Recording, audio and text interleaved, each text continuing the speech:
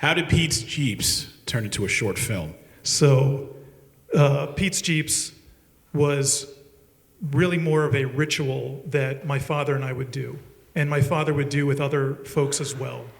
Most of you knew Peter Bartolomeo from Cold Energy Refrigeration, okay? And that's what he did for a living. That's how he provided for our family. But his love for sports, music, and car restoration were very prominent in his, not in his life only, but many in his generation. And if you go to the Pine Plains High School, in terms of sports, there are trophies that still has his name on them. So all you kids, if you go to the high school and you look up Pete Bartolomeo on those trophies, you'll find them there. He was an amazing sports guy. And the family knew some of the Yankees members and so forth. And there's a story that goes that he had an opportunity to try out with the Yankees. And he stayed back for my mother in Pine Plains. And he, instead of going and attempting a giant career, he opted to stay local. And him and my mother remained married until his passing. So there was sports, music, Uncle Charlie, him and Uncle Charlie, and their great friend Gary Keeler. Some of the Keelers are here tonight. The three of them used to play music in the Keeler house, the Bard house. They play local in a band called Soul Distributor.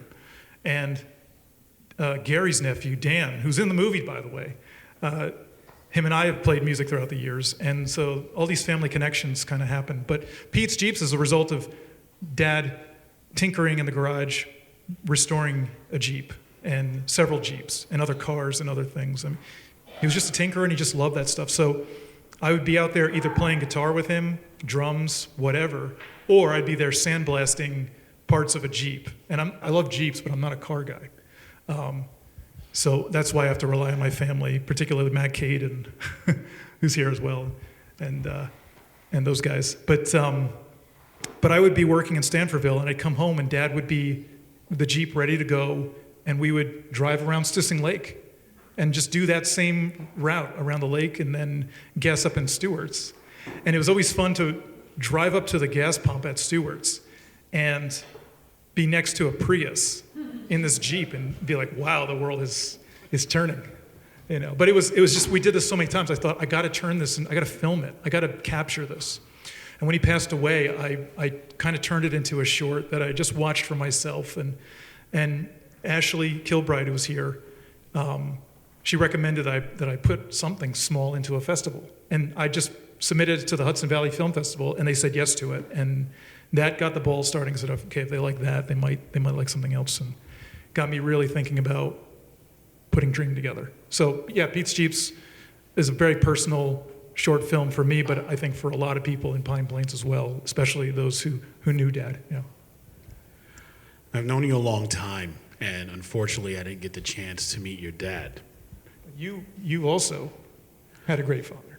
Yeah, I lost my dad about 2 years ago. It was COVID complications. Yeah. So, but knowing the man that you are and how long I've known you, I think your dad was a great blueprint.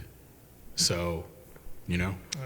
Likewise. I mean, you know, like we've known each other for a long time, and to do what we love to do really comes from the family that we grew up with, you know. Right, I can agree. A lot of people our generation may not even have that experience, and we're very lucky in that sense. So I always acknowledge my family in many ways, and yeah.